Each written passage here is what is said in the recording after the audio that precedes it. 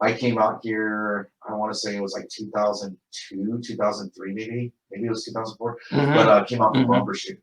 And Dilated Peoples was playing that year with Boom Bap Project, and or I'm sorry, with Old Dominion. Yes. But it was like all the guys from Old Dominion, and like that was the first time that I had seen like Seattle hip hop, and like to me that just blew my socks off. Like this, to me that was like the West Coast Wu-Tang, because like everybody was spitting, but everybody was on some different vibes. Like you had all these different factions within it. Like it was crazy to me, and like I can relate to it. So I kind of just gravitated to it, and then like kind of studying, I should say, and like you know, admiring like the early Jake One stuff and like the early Vitamin D stuff that they did with Gift to Gab. Like I was, you know, like this is where I need to be. So like once I moved here, like I mean, I didn't know you get, you know, Mambo by then, but like our mutual friend Polonius, like I met him like the second day I moved here, and you know, like with you know, kind of meeting DJs and stuff like that,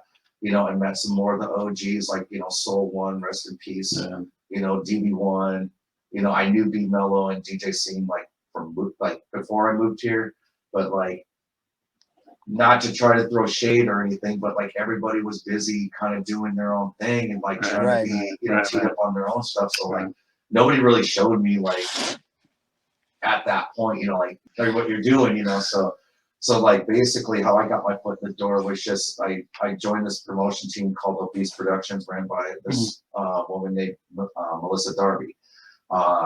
And basically what I did was I was just handing out flyers at shows. So people were coming out at the end of the night, and I'm just handing out flyers.